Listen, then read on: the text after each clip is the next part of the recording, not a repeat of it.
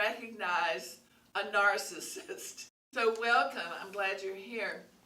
I started Soul Sunday a few months ago with the intention of bringing information, presentations, conversation, getting to know each other, and just learning a little bit more about yourselves, and then also understanding how to navigate yourself in this world. Because right now, there's a lot of things going on in this world, and it is difficult at times to figure out how to navigate the energy.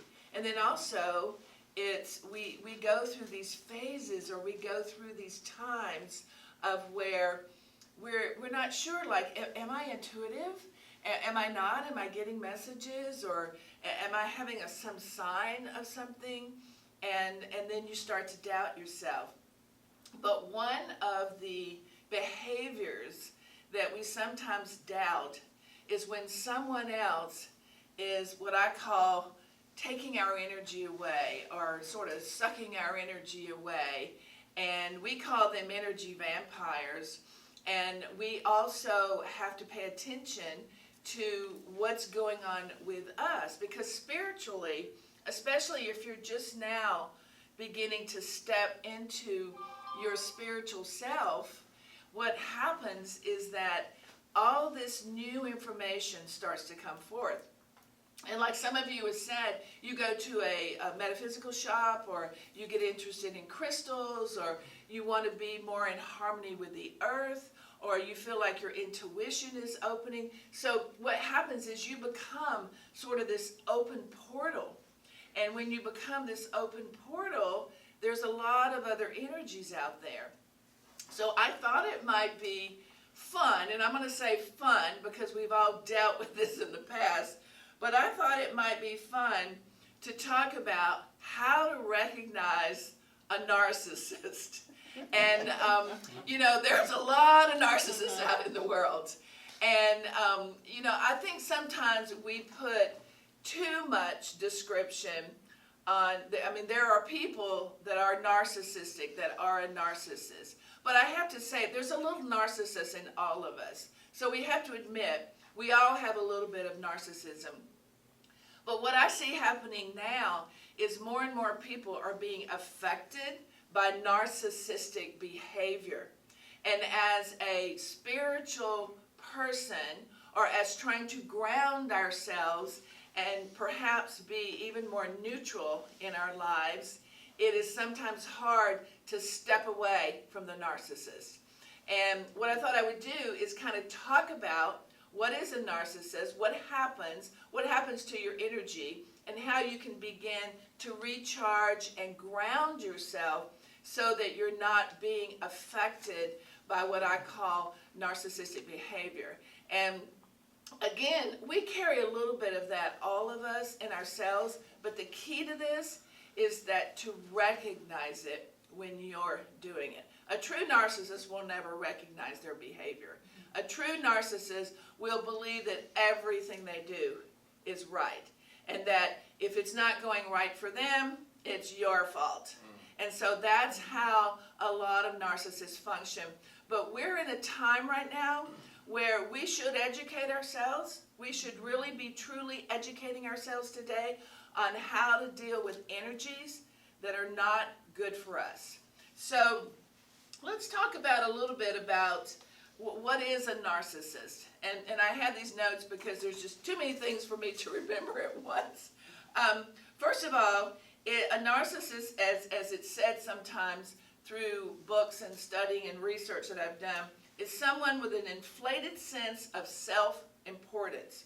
They have a deep need for admiration, and they don't have a lot of empathy for others. So it's really more about, it's all about me. All about me. Spiritually, like I said earlier, they're energy vampires. They want to suck your energy so that they can be more energetic. They also feed on the intention, admiration, or emotional chaos that they stir up. So I guess what I could say is a lot of narcissists are drama-driven. They will go into a place, they will cause chaos in 15 minutes. They will stir up drama. They will create an issue that really isn't an issue because it has to be all about them. Because the more drama that they create, the more attention they get. Now, you may have experienced this, where you may have a family member, you may have a friend, you may work in an office, you may have an associate, someone that is near you that is always causing drama, always creating an issue about everything. And there are also individuals who want to totally step into and through your boundary. You try to set the boundary. You're like, no, I'm going to set this boundary. I'm not. But they have a way of manipulating. They have a way of stepping into your energy. And the next thing you know, you're all caught up in it. And the next thing you know, you're like, wow, how did this happen? And then on top of that, you're the one to blame for all the drama. So you really have to be cautious about individuals that tend to have this type of behavior. Now, I'm not saying that we should go around looking for the narcissist in everyone, but I know for a fact every one of you has probably had someone in your life that has had some of these behaviors. I know I've had several. And part of that reason that spiritual people sometimes get caught up with narcissistic people is because we are told to be loving. We are told to be giving. We are told to help others, to reach out. And sometimes as we step more and more into that giving and that compassion and that love, if we're not paying attention, we may get caught up in someone who is manipulating us. Because we think, if the more loving I am, I know they'll change. I know they'll be different. I know that this situation has got to change because I'm going to be more giving. I'm going to be more loving.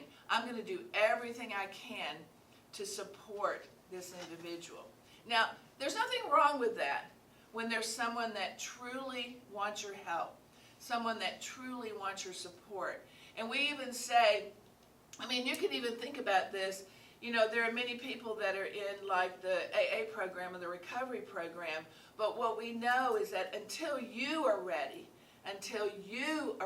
to make a change in your life, no one else can make that change for you. And no one else can do it for you.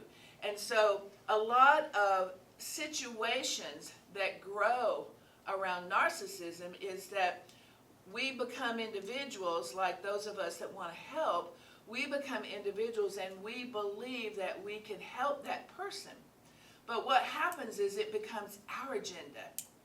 And when it becomes our agenda to fix or help someone, it's no longer their agenda, it's mine. So if I want someone to change so badly, and I'm pushing, and I'm thinking they're going to change, and I let them step in my boundaries, and I change my behaviors, and I give in, then it becomes my agenda, not theirs. It's no longer theirs. And in a lot of cases, it is someone that indeed could be manipulating you. So, what happens is there are individuals, and they're everywhere. They're in every work environment. They're celebrities, they're speakers, they're average people, everyday people. It's people who are continually clamoring for your attention. Now, why is that? Why? What is a narcissist born? I don't think so. I think that it starts with their early childhood and behaviors and maybe traumas or things that happen to them, and they just haven't quite learned the tools in order to navigate their feelings and to navigate that trauma and work on it and to actually acknowledge that there's something going on with me, and I'm not quite sure what that is, but I really would like to work on that. So what are many of the signs, like I've talked about earlier. I think the other one that affects all of us the most is they like to step into others' boundaries. They like to totally push you out of your boundary. You set a boundary, and then they keep pushing and pushing and pushing. I kind of remember my daughter, my 10-year-old daughter, was relentless. When she wanted to do something, she was not going to let up. She would ask over and over and over, Mom, please let me do this. Mom, please let me do this. And she would just go on and on and on and on. And a couple of times finally I'd say, okay, all right, you can go do this. And then I started realizing I'm watching her. Now she's doing that a little more on other things. And finally, when I finally said, no, that's it, we're not going to discuss this anymore, then it stopped. And that's where I was allowing her to push into my boundary, and I finally had to set a firm boundary. You got a question?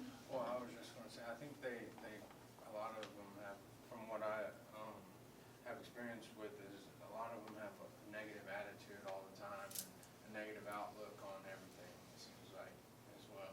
You're right. You're right. And sometimes they see the world differently than we do.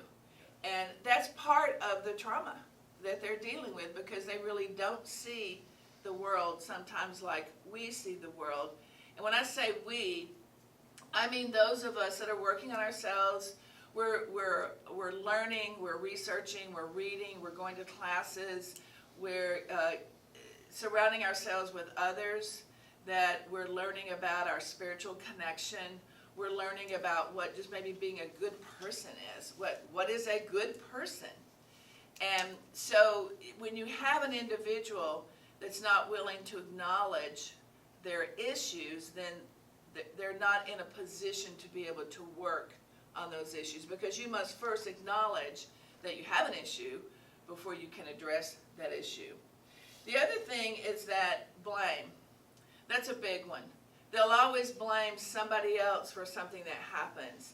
You know, a car accident, it was their fault, even though it might have been your fault. It's, you know, my mom always yells at me. My dad always yells at me. It's their fault. They're the ones that caused this problem. You know, how many times have you heard someone say that you made me do it? Well, how can you make someone do something unless you physically hold them and make them do something? But the point is that we really don't make anyone do anything unless we use manipulative techniques like guilt. And that's one of their biggest tools. A narcissist tool is guilt. I'm going to make you feel guilty because you're not giving me what I want. And I might even hurt myself because you're not giving me what I want. And so you get caught up into that drama. And that's where you yourself break your own boundary. And I know that would be hard because you sometimes believe that person. And you believe that they might actually do something to harm themselves. And you know, in today's world, it's a little scary because we have a lot of people online saying they're going to hurt themselves. We have a lot of people online talking about how they're going to leave this world. And that is a first cry of wanting help or needing help. And a lot of times people do ignore that. But if you have reached out to someone who is continually playing that game, then you know eventually you have to walk away. And that's hard because that can be definitely an emotional situation. So again, I talked about why are we attracted to people like this. Well, first of all, they are charming. And many narcissists are very smart, and at times even intuitive. And they can use that to their benefit because they can also kind of zoom right in. They can zoom right in on someone and go, oh, I see their weakness. And when I see their weakness, then I can manipulate them.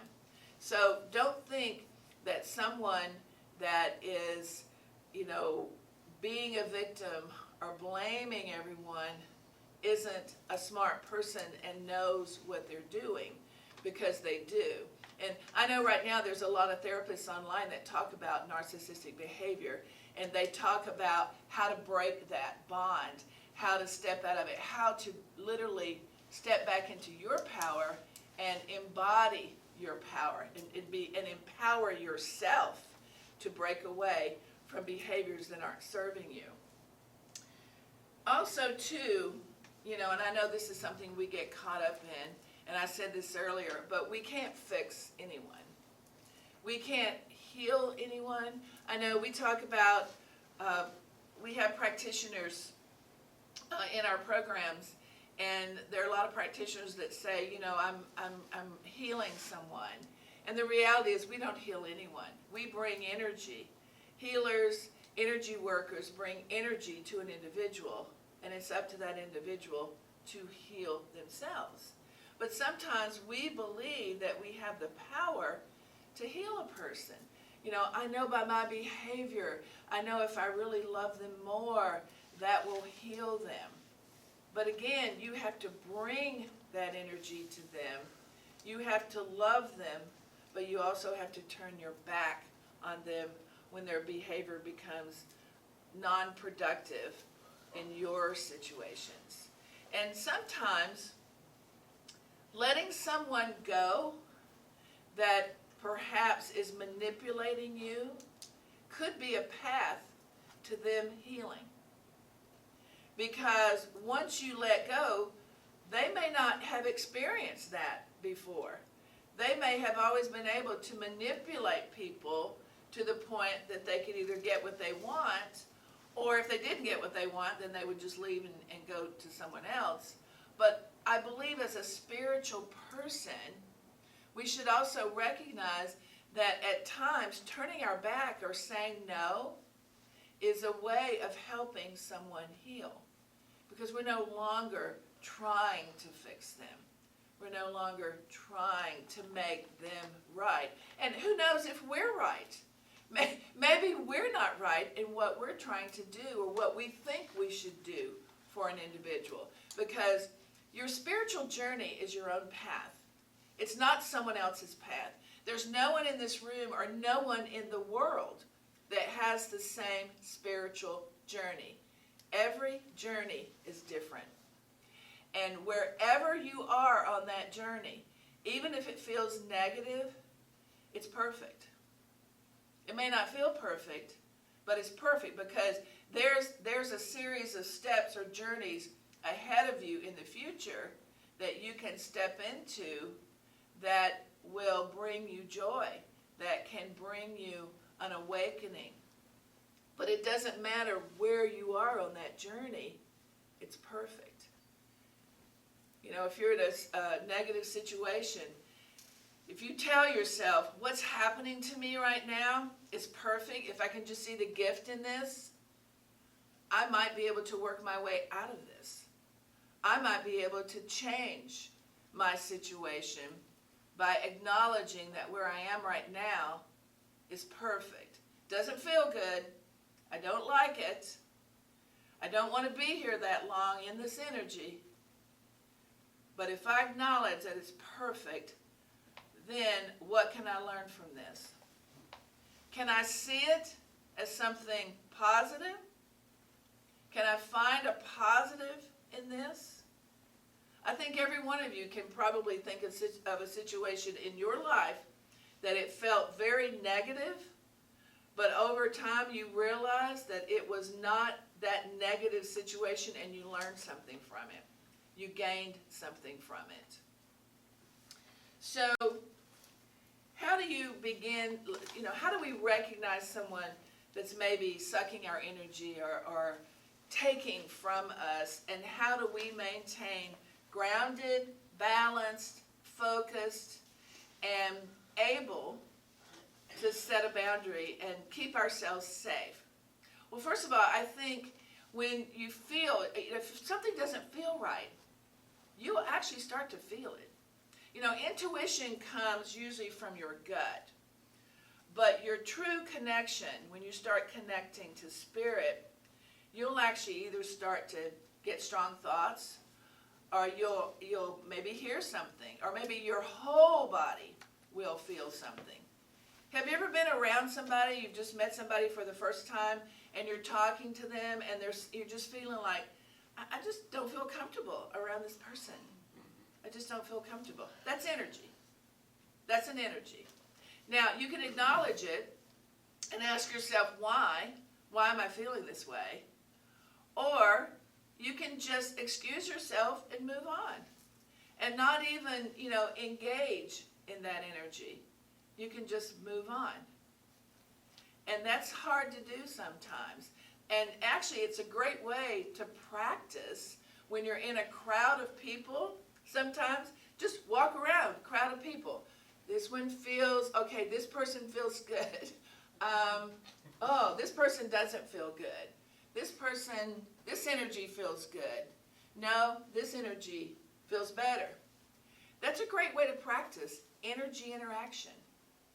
And then you don't even have to know the person, but give yourself the opportunity to start to feel the different energies of people. I get the opportunity all the time because when people come into my business, I immediately feel their energy. Now, I would say most everyone that comes in, it has what I would consider positive because they're coming in to learn something. There's some people that come in that are emotionally distraught, or I know that they're dealing with a problem, they're dealing with a situation, or they have maybe some kind of drama going on in their lives. But I have the ability to be able to kind of just sort of read that energy, and for me, I know that they're seeking help. So I then am going to pursue to help to guide them to what it is they need. But it gives me an opportunity to even feel the level of energy where some people are extremely happy and then some people are not. But for me, I've practiced that a lot. And I started practicing that way before I ever opened this business. When I would be in crowds of people, that was one of my, I would say, my exercises. When I was at like a large meeting, because I've been in a lot of workshops and meetings, and I purposefully would just kind of walk around and kind of feel what people felt like. And in fact, one time there was someone across the room that I thought, that's an interesting person, and I really want to talk to them. However, and Spirit was saying, that you need to connect with this person. And so what I did is I would say, okay, if I'm supposed to have a conversation, that person needs to approach me. And in every situation, that person would eventually walk up, or I'd bump into that person, or we would reconnect later in the day. And I remember one time there was someone that was one of the speakers in this event that I'd attended, and I really wanted to connect with that speaker, and I thought, well, they have a lot of people around them, everybody wants to talk to them, I don't know, should I connect with that person? And then when lunch came, as we were all moving into the room to sit down and have lunch, there was this person sitting right there already at the table. And I immediately sat down. Have you had that situation? I believe a lot in the laws of attraction. Yes, yes. And that's how our energy attracts people. And that's why you want to attract positive people. So when you put positive energy out, you bring in positive people. So the other big part of being involved with someone who's extremely narcissistic is to also stand in your own truth. Because one of the techniques that manipulative people have is making you believe something that's true isn't true. They can be great at doing this. I once knew someone, he was a professional at this. He could make you think that the blue sky was red. He was so good at talking a game. And you have to ask yourself, when you know that something is true, you have to stand in your truth. And this is where a lot of individuals who are in abusive situations, they're being told that maybe they're not valuable. They're being told that no one will like them. They're being told that no one wants to be around them. They're being told, especially in high school and even college now, what do other people tell each other? Oh, no one's going to like you. Oh, you'll never have friends. You're not likable. That's cruel. Because everyone has the opportunity to be likable. Everyone has the opportunity to have friends.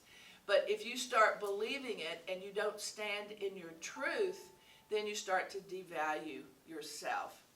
And that's where a narcissistic personality starts to control you. And that's what you don't want to have happen. Now, I put together a handout that I'm going to give you later that'll help you begin to recognize, or a list of what we've talked about that will help you just kind of remember some of the things that we've talked about. So how do you start to work your way out of a narcissistic situation? First of all, say no without any guilt. If there's someone that's always bugging you, someone that's trying to control you, someone who wants to manipulate you, no. You're not going to do this. No.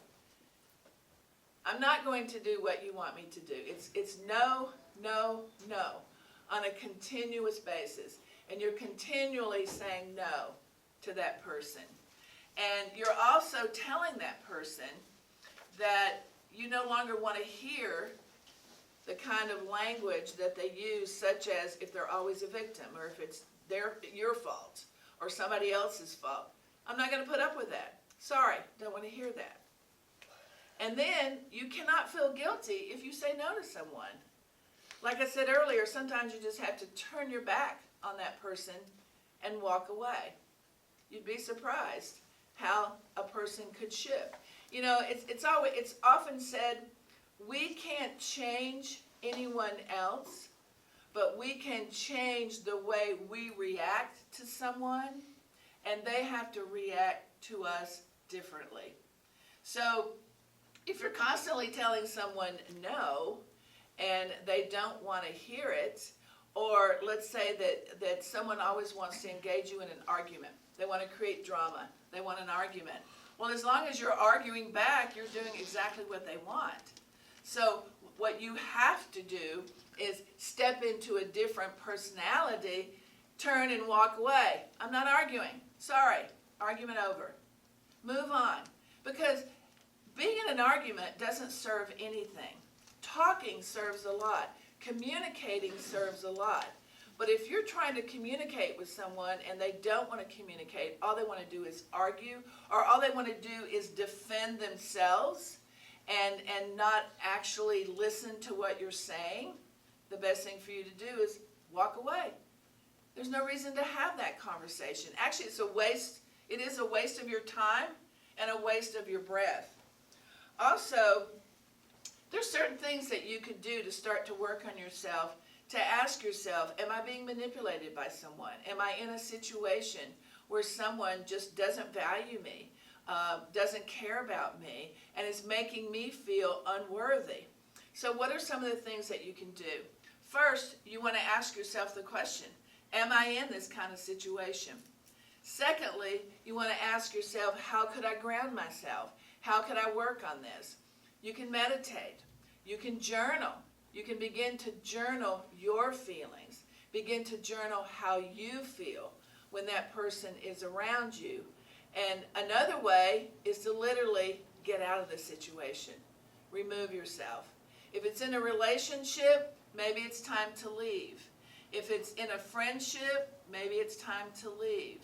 If it's a situation where it's at work or in the community somewhere, maybe it's time to just turn and walk away and don't step into their bubble of drama. I've been in situations, especially at work, where there were employees that could start drama over anything. And then the next thing you know, they would say, well, so-and-so said that, and then this happened, and that happened, and then everybody's getting involved. And then you're like, what just happened? What just happened? What happened to our peaceful environment? And you have to protect yourself. You know, there's a lot of metaphysical things that you can do. We talk about saging ourselves or using crystals. But I think to me, the most effective step in removing yourself from narcissistic energy is to remove yourself. That's the first step. You have to acknowledge, I have to remove myself. You know, I grew up with a mother who was an alcoholic. And it was of no use to argue with her because she was always going to win. And I realized over time, it was just best for me to say, we're not arguing, and I'd turn around and walk away. I'd walk away, or I'd go home, or I'd go to my room. Then, yeah, there's a little more that you may have to do over time, and that'd probably take another whole presentation today of how to deal with that, especially if you have to work directly with that person.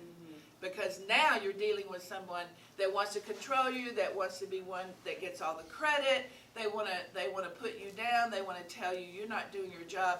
Now you've got to figure out how to deal with that. But I think that's going to take like a therapist to be able to get through those situations. Or perhaps it's the sign you need to leave. Maybe that's your sign that you don't want to be in that toxic environment. Maybe it's your sign that you're much better somewhere else because you are much more capable and you are worthy and you are valuable. And that's what's important when you're in these situations. The other thing that you can do to really help yourself is to really focus on your connection to your own spiritual self. Focus, get closer to whatever your greater power is. If you have a guide, if you pray, if you, for me it's God. I mean, I do pray. I meditate as well. But I also sit in stillness. I sit in quiet, especially after an opportunity comes around that I can remove myself. I sit in stillness and I go, what am I to do about this situation? What am I to do? And a lot of times I get the answer. The answer comes. And a lot of times it's move away. Move away. Move on to something better.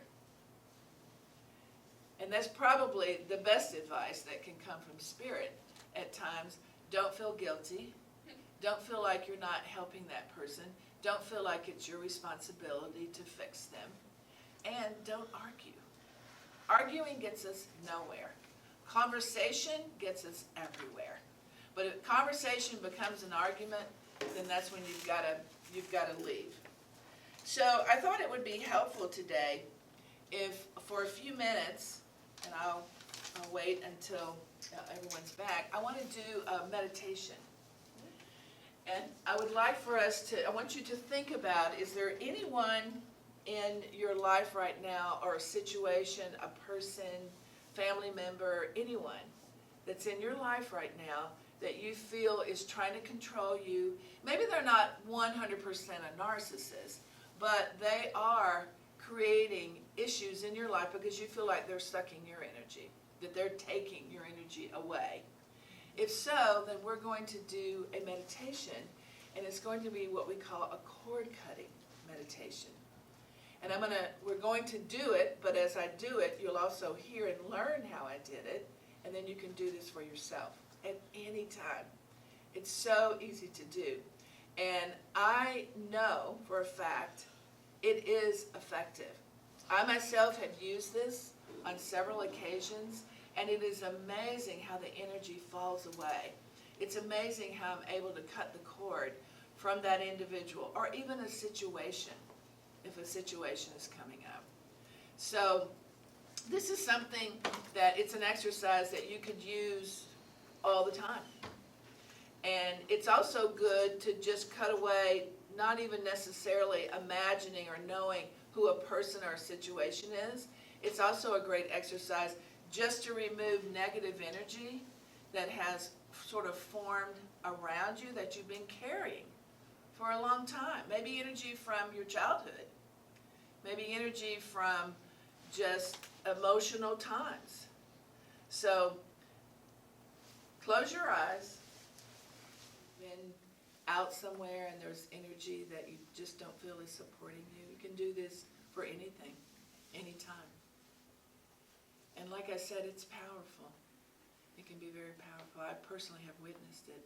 I had a stalker once, and I wasn't quite sure what to do, and I thought, I'm just going to do the cord cutting ceremony, and I'm going to cut any cords from this individual.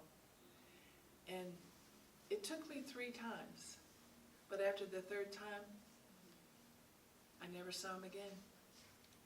Never showed up again. And I knew that energy, my energy, impacted him in such a way that he moved on. He moved on. And maybe he moved on to better energy for himself. So this is powerful. So the next time that you feel like you need to sort of clear yourself from someone or something, this is a meditation that'll work. Any other thoughts, questions, comments? Thank you for this. This is exactly what I needed to hear today. It's really good. Thank you. You know, that's why I love doing Soul Sunday, because every Sunday someone tells me that they needed to hear exactly what we were doing because it was going on with them. And that it was going to help them to be able to do better for themselves. So, good. I've got handouts. I'll pass those around.